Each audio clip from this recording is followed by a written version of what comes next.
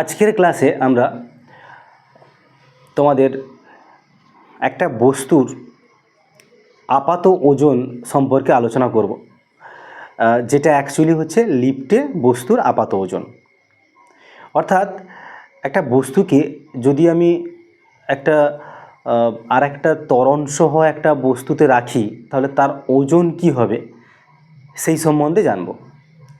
যেরকম ধরো লিফট, এই যে লিফট উপরের দিকে উঠে নামে, তো যে ওঠার সময় বা নামার সময় বস্তুর ওজনটা কি, ঠিক আছে, সেই টপিক নিয়ে আমরা আজকে আলোচনা করব।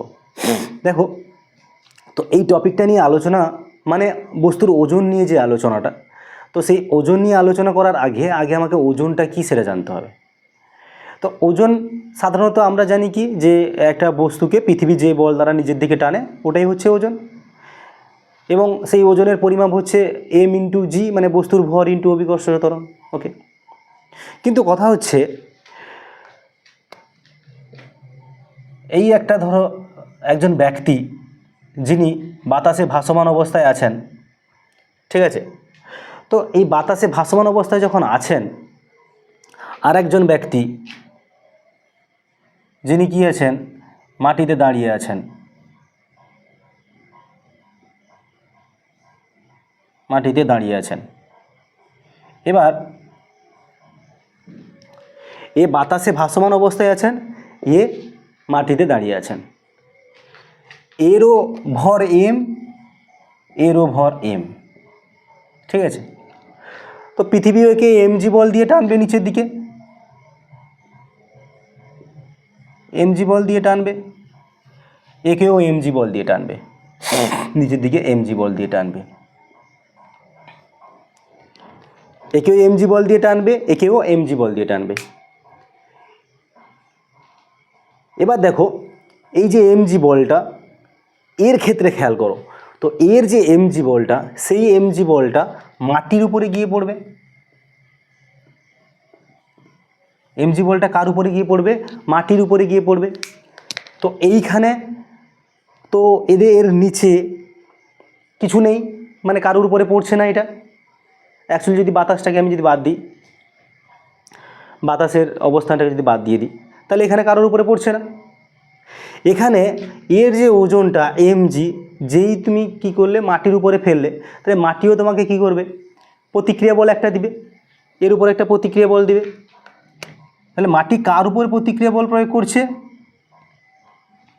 মাটি লোকটির উপরে প্রতিক্রিয়া বল প্রয়োগ করছে, ঠিক আছে। দেখো, পৃথিবী লোকটার উপরে mg বল প্রয়োগ করেছিল, সেই বলের জন্য লোকটি কি করলো? সেই বলের জন্য লোকটি মেজের উপরে একটা বল প্রয়োগ করেছিল, কত? mg। তাহলে মেজে তখন কি করছে? প্রতিক্রিয়া বল কার উপরে প্রয়োগ করছে? লোকটির উপরে প্রতিক্রিয়া মানে বল প্রয়োগ করছে। তো এই যে বলটা এখানে কিন্তু উপস্থিত নেই। তো এর কারণে যখন লোকটা বাতাসে ভাসমান অবস্থায় থাকে তখন কিন্তু এই বলটা অনুভব করতে পারে না। আর যখন একটা মানুষ দাঁড়িয়ে থাকে মেঝেতে, তখন কিন্তু কি হয়? এই আরটা অনুভব করে। এবং দুক্ষেত্রে এই আরের অনুভবটা যে এখানে করছে এখানে করছে না, এর জন্যই কিন্তু দুজনের অনুভূতি আলাদা হয়। এ কিন্তু তার যে ওজনটা অনুভব করতে পারে না, কিন্তু এ ওজনটা অনুভব করতে পারে।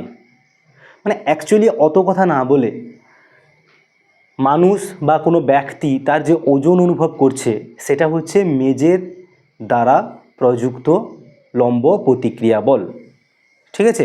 কি বললাম? তাহলে এই আরই হলো, মানে যেটা মেজে লোকটির উপর লম্ব প্রতিক্রিয়া বল প্রয়োগ করছে, ওটাই হলো গিয়ে লোকটির বা ব্যক্তিটির অনুভূত ওজন, বা আমরা তাকে বলবো ওজন,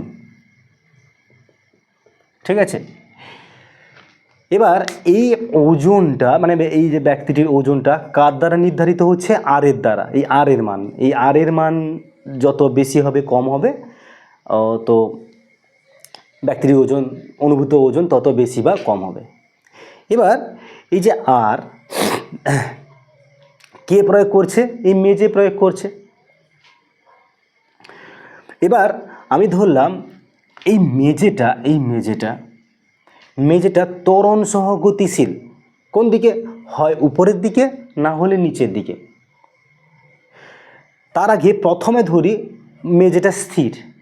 আচ্ছা, মেঝেটা যদি স্থির হয়, আমি ধরলাম প্রথমে ফার্স্ট যেটা কন্ডিশান, মেঝে স্থির। তো মেঝে যখন স্থির, তখন কি হচ্ছে? লোকটিও স্থির। এবার একটা বস্তু স্থির মানে নিউটনের প্রথম গতিসূত্র অনুযায়ী তার উপরে মোট প্রযুক্ত বল 0। এখানে লোকটির উপর দুটো বল প্রযুক্ত হচ্ছে, একটা পৃথিবীর বল নিচের দিকে, আর একটা পৃথিবীর বল নিচের দিকে, আর একটা মেঝের দ্বারা প্রযুক্ত প্রতিক্রিয়া বল, আর সেটা কোন দিকে? উপরের দিকে। তাহলে এই দুটো বল নিশ্চয়ই সমান হবে। কেন? তারা তো সমান আর বিপরীতমুখী হচ্ছে, দিলে মোট বল কত হবে? 0 হবে। তাহলে মেঝে যখন স্থির, তখন কি হচ্ছে? আর সমান আমরা পাচ্ছি mg। ঠিক আছে, আর সমান mg। তো এই স্থির অবস্থায় তাহলে কতটা ওজন অনুভব করছে? প্রকৃত ওজন যেটা মানে mg, যেটা প্রকৃত ওজন যেটা মানে পৃথিবী যে বলে টানে, সেটাই অনুভব করবে। ঠিক আছে, এবার আমি ধরলাম, আমি এটা মুছে দিলাম। তো এবার ধরলাম, এবার এই মেঝেটা ত্বরণ সহ উপরের দিকে গতিশীল। ত্বরণ সহ উপরের দিকে গতিশীল। মেঝেটা যেহেতু ত্বরণ সহ উপরের দিকে গতিশীল, তাহলে লোকটাও ত্বরণ সহ উপরের দিকে গতিশীল হবে। ঠিক আছে, তাহলে ভাবো এখানে দুটো বল কাজ করছে, একটা আর উপরের দিকে, mg নিচের দিকে কাজ করছে। এই mgটা আমি মুছে দিলাম। এখানে দুটো বল কাজ করছে, একটা আর উপরের দিকে কাজ করছে, mg নিচের দিকে কাজ করছে। তো এখন কিন্তু কি আছে? মেঝেও গতিশীল, ত্বরণ সহ গতিশীল, তাহলে ব্যক্তিটাও ত্বরণ সহ গতিশীল হবে। তাহলে আমি যদি নিউটনের দ্বিতীয় গতিসূত্র লাগাই, যে মোট প্রযুক্ত বল সমান ভর গুণিতক ত্বরণ, তাহলে এখানে মোট বল বার করতে হবে এবং এই বলটা লব্ধি বল বার করতে হবে। এখন কিন্তু আর mg সমান হবে না। কেন? আর mg যদি সমান হতো, তাহলে কি থাকতো? স্থির থাকতো। এখন কিন্তু স্থির না। কোন দিকে গতিশীল? উপরের দিকে গতিশীল। উপরের দিকে গতিশীল কথার অর্থ তাহলে উপরের দিকে যে বলটা আছে সেটা বেশি, মানে এখানে আরটা বেশি, mgটা কম। তাহলে মোট বল এখানে কত? এক্ষেত্রে মোট বল কত? এক্ষেত্রে আমি 2 নম্বর করলাম, মেঝে ত্বরণ সহ উপরের দিকে গতিশীল। ত্বরণ সহ উপরের দিকে গতিশীল। তাহলে এক্ষেত্রে কি পাচ্ছি? তাহলে কোন বলটা বড়? আর বড়, আর বড়। তাই জন্য আর বিযুক্ত mg মোট বল কাজ করলো, আর বিযুক্ত mg সমান, তাহলে পাচ্ছি কি? সমান পাচ্ছি m ইন্টু ত্বরণ সহ উপরে উঠছে। তাহলে এখানে আর এর মান আমি কত পাচ্ছি? এখানে আর এর মান পাচ্ছি m বড় g প্লাস m ছোট e। আমরা কত পাচ্ছি? তাহলে mgটা মাইনাস ছিল, এদিকে প্লাস হয়ে আছে, তাহলে mg প্লাস ma। প্রকৃত ওজন কত ছিল গো? mg। এখন আমি কত দেখছি? mg প্লাস ma, মানে লোকটি ওজন যে অনুভব করবে সেটা কিন্তু কী হবে? বেশি অনুভব করছে। ঠিক আছে, প্রকৃত ওজন কত ছিল? mg, তার সঙ্গে আরও কত যোগ হচ্ছে? ma। 2 নম্বর বুঝে গেল। এবার যদি 3 নম্বর ধরি, 3 নম্বর হচ্ছে গিয়ে, 3 নম্বরটা কি?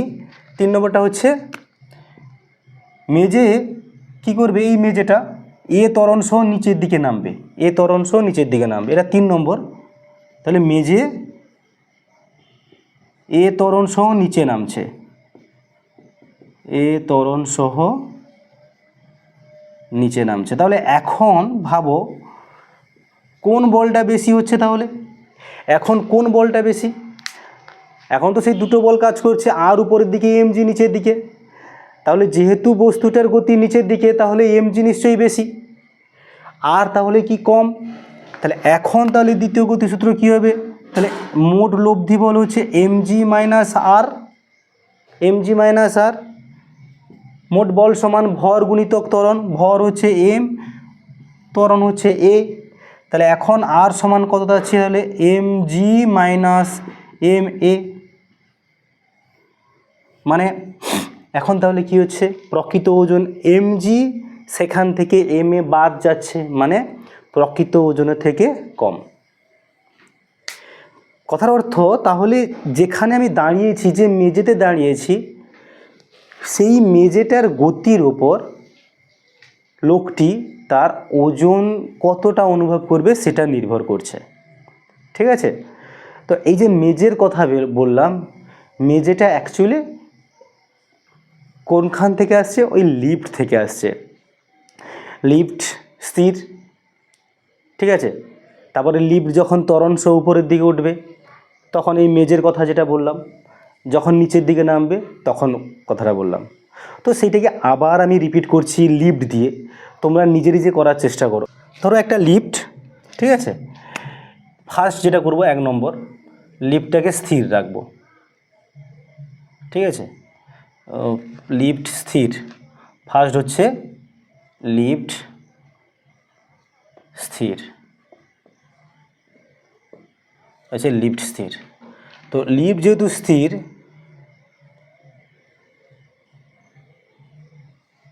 তাহলে এর মেঝেতে একজন দাঁড়িয়ে আছে, এর মেঝেতে একজন দাঁড়িয়ে আছে যার ভর হচ্ছে m।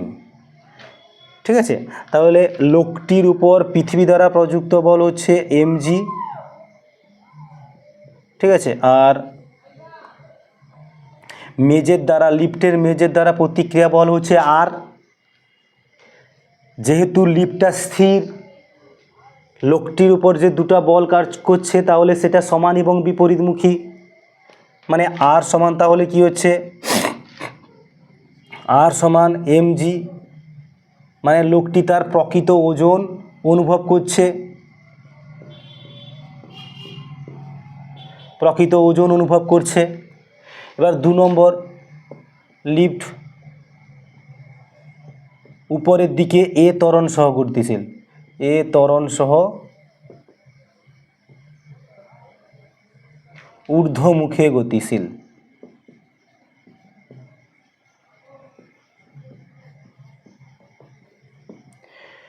তাহলে একটাই ছবি দরকার নেই, ছবিগুলো আঁকা ভালো।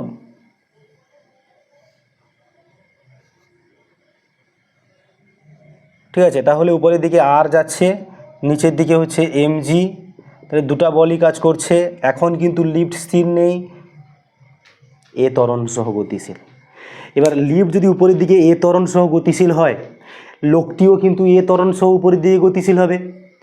তাহলে এই ত্বরণ নিশ্চয়ই বস্তুটির উপরে, লোকটির উপরে একটা লব্ধি বল কাজ করছে যার জন্য উৎপন্ন হচ্ছে। তাহলে লব্ধি বল কত হবে, যেহেতু ত্বরণ উপরের দিকে আছে তাহলে উপরের দিকে যে বলটা সেটা হচ্ছে বেশি, তাহলে আর বেশি হবে।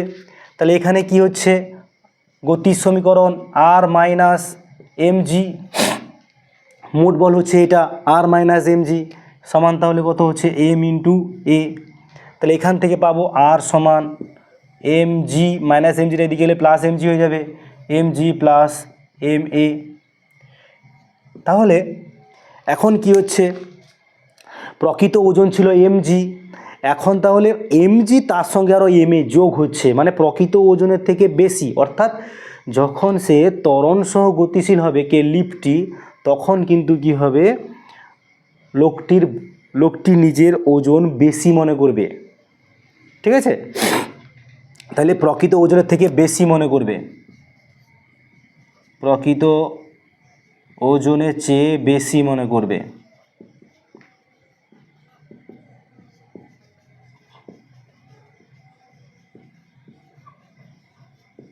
ওকে, হয়েছে। এবার দেখো 3 নম্বর, লিফট এ ত্বরণ সহ নিচে নামছে, এ ত্বরণ সহ নিচে নামছে। তাহলে এক্ষেত্রে তুমি খেয়াল করে দেখো, এক্ষেত্রে নিচের বলটা বেশি হবে, কোন বলটা বেশি হবে, তাহলে mg বেশি হবে। তাহলে ছবিটা যদি আঁকা যায়,